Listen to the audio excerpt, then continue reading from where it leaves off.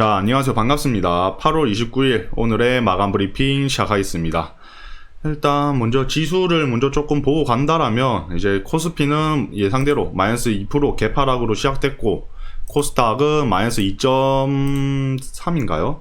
2.7 거의 마이너스 2에서 3%대로 개파락으로 시작을 했죠.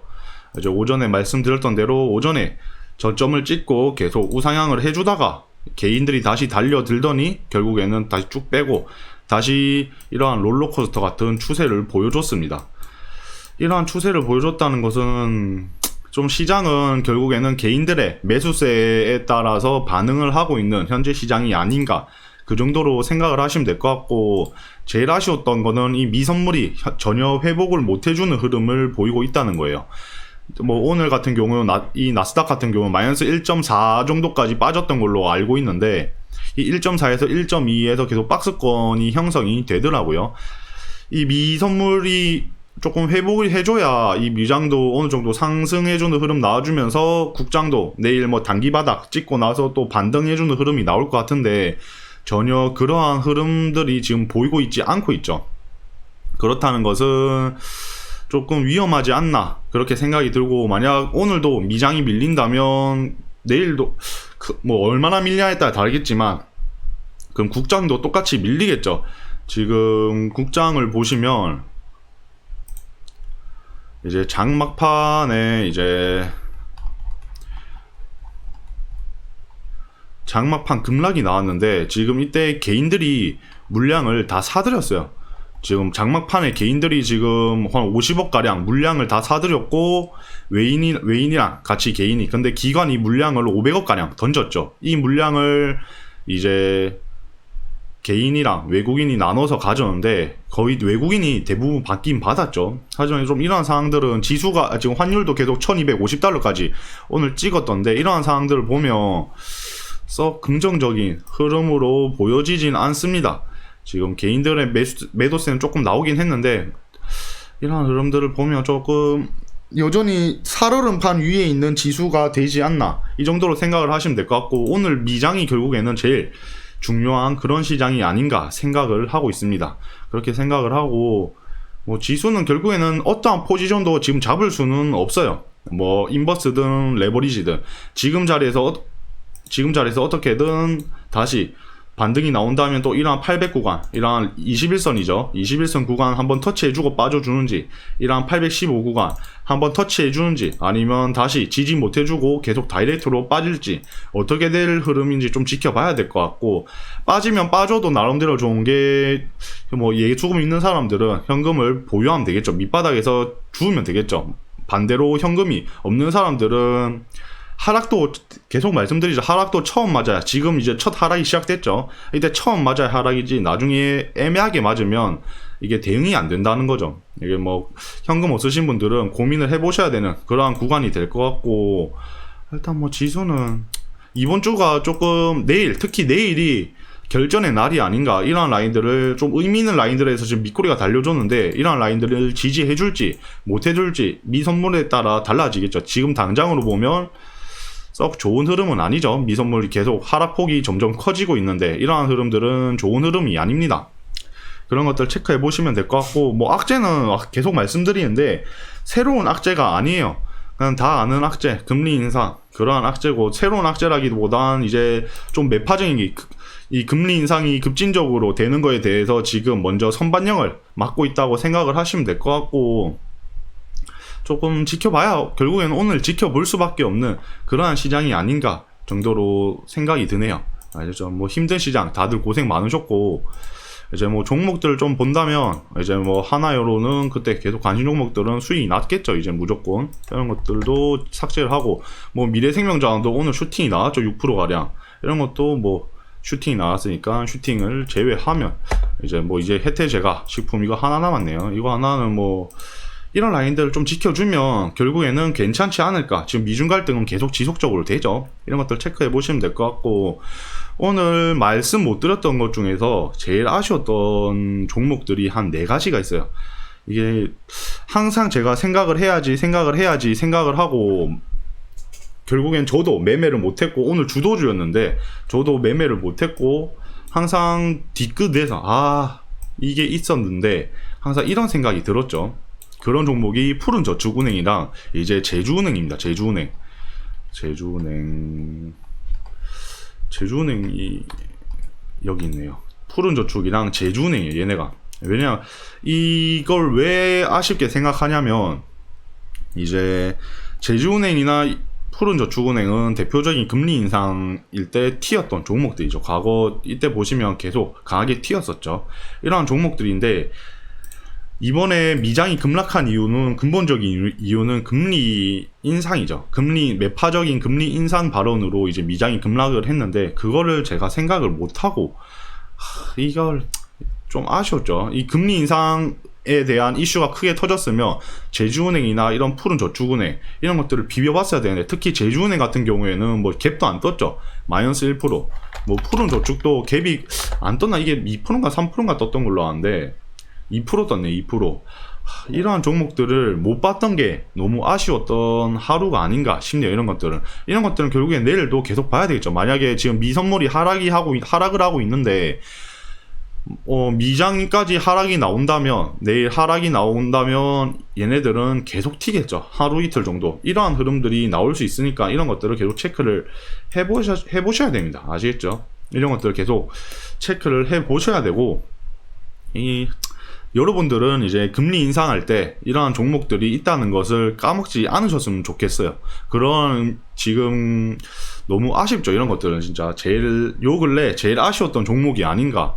누가 봐도 크게 먹을 만한 종목이었는데 참 조금 많이 아쉬웠던 것 같고, 얘네랑 이제 좀 오늘 오전에 이제 유리 뉴스를 봤는데 이걸 제가 또 말씀을 못 드렸더라고요. 이제 유리 대란 관련주로 이제 뭐 금비 같은 경우에는 이 유리를 제작하는 업체죠. 유리병을 제작하는 업체인데, 얘네 이슈는 알고 있었어요. 근데 제가 까먹고 뉴스에 못 넣어드렸는데, 그래서 얘는 먹고 나왔죠. 얘는 뭐 일어나 94,000원 뚫을 때 한번 타이밍 먹고 나왔는데, 이런 건 나올 때 유리병을 생각을 했을 때 아쉬운 게 이 금비랑 이 사마왕관이라는 세트입니다. 세트. 얘네는 세트라고 생각을 하셔야 돼요. 얘네가 이제 병따개를 만드는 업체이고, 이제 금비가 이제 유리병을 만드는 업체인데, 얘네 둘 다 특징이 품절주예요. 품절주.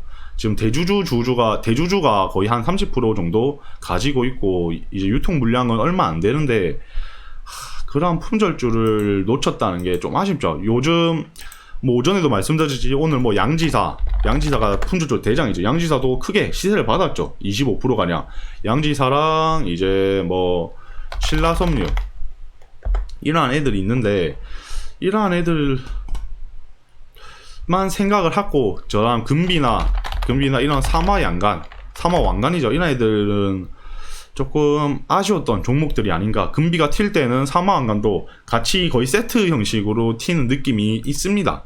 그리고 이런 애들 특징은 계속 윗꼬리죠. 윗꼬리. 근데 이런 종목들을 못 봤던 게 너무 아쉬운 하루가 아닌가 생각이 드네요. 이 방송을 듣고 계신 여러분들은 이제 조금 이런 것들을 체크를 계속 해보셔야 되겠죠.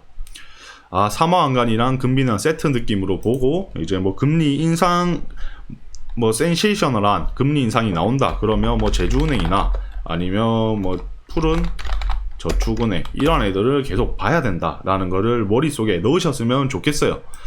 전 이런 것들을 머릿속에 넣었지만 기억을 못해서 전혀 아무것도 못하던 그런 하루가 아닌가 생각이 들고, 뭐 단타로 조금씩 건들기는 했는데, 근데 수익률이 너무 아쉬웠던 종목들이죠. 이런 것들은 너무 아쉽고, 뭐 그거 제외하고 또 뭐 신규 상장주, 뭐 폐배터리 신규 상장주 이런 애들도 크게 시세를 받았죠. 지금 뭐 크게 뭐 테마가 오늘 전혀 형성이 된 게 없어요. 지수가 빠짐에도 불구하고 인버스 테마는 전혀 움직여 주지 않은 시장이고, 그만큼 개미들이 어떻게 보면 많이 탔다라고 생각을 하면 될 수도 있을 것 같고, 오늘 등락률 보면 이게 12%면 저 15% 상한가, 그때 예전에 15%가 상한가일 때 시즌이죠. 그때 보는 것 같아요. 그때. 자, 이 20% 이상이 23%짜리가 하나가 있고, 그 다음에 2등이 12%. 참 시장이 박살이 났네요. 오늘 시장이 참 박살이 났던 하루인 것 같고, 이러한 시장에서 수익을 내신 분들도 있을 거고 손실을 내신 분들도 있을 거고, 그 다음에 아무것도 안 하신 분들도 있겠죠.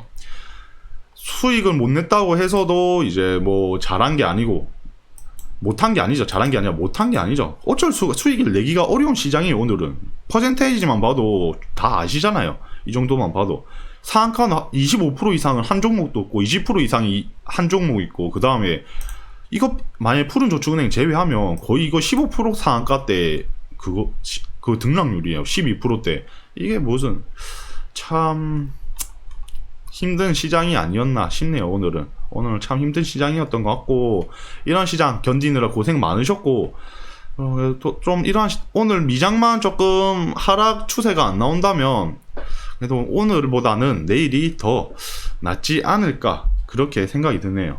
그 정도로 생각을 하시면 될 것 같고, 그 다음에 뭐 거래 대금을 보더라도 뭐 크게 볼만한 게 없겠죠. 뭐 삼성, 현대, 롯데 크게 볼만했던 종목들은 없는 것 같아요. 이런 것들은 뭐 크게 뭐 2차 전지주들은 이런 개파락하고 나서 좀 또 윗꼬리가 달렸죠. 이런 애들 그냥 다 중소형주는 거의 없지 않았나. 중소형주는 거의 GSE 이런 에너지 관련주들 빼고는 크게 없는 상태에서 조금 아쉬웠던 시장이 아닌가, 많이 아쉬웠던 이런 힘든 시장 속에서 결국에는 견디는 사람만이 승리를 할 수밖에 없습니다. 제가 아카데미 분들한테 항상 하는 말이 있거든요. 이제 주식은 결국엔 파티예요. 파티. 이 종목들은 파티가 많이 일어나야 개인들이 돈을 많이 벌고 투자자들이 돈을 많이 법니다. 하지만 이 파티가 안 일어난다는 곳에서 돈을 벌기는 엄청 어려운 거죠. 아무리 실력이 있는 사람이라도 파티가 많이 일어나지 않는 종목은, 즉 상승이 많지 않은 종목에서 수익을 많이 내기는 어렵습니다.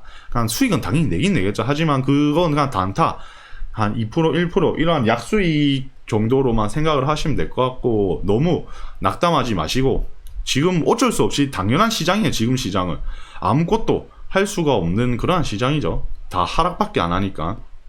그래야 튄다고 하더라도 이런 인버스 테마들이 튀는 게 아니라 전혀 그냥 개별주, 품절주 위주로 계속 튀고 있고, 지금 스윙으로 잡기도 애매한 시장입니다. 그런 것들 생각하면서 매매를 해보시면 일단 뭐 멘탈적으로 좀 더 도움이 되지 않을까 싶고, 너무 낙담만 안 하셨으면 좋겠네요. 이번 하락으로 또 많은 사람들이 주식시장에도 떠날 것 같은데, 결국에는 살아남는 자만이 승리를 하는 거죠.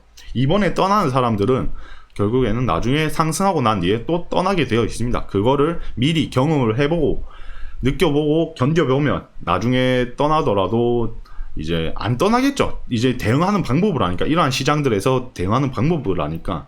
진짜 요 근래 시장은 제가 이제 주식을 한 10년 정도 했는데 제일 다이나믹한 그러한 시장이 아닌가. 상승폭도 제일 크고 하락폭도 제일 크고, 이제 종목들도 개판이고, 이러한 시장이지 않나 생각이 드네요. 지금 이러한 시장 속에서 살아남으시면 적어도 한 10년 동안은 이러한 시장이 잘 없지 않을까, 이렇게 생각이 듭니다. 힘든 시장 견디느라 고생 많으셨고, 이제 장 마무리, 오늘 하루 마무리 잘 하시고 내일 오전에 다시 뵙겠습니다. 시청해 주셔서 감사합니다.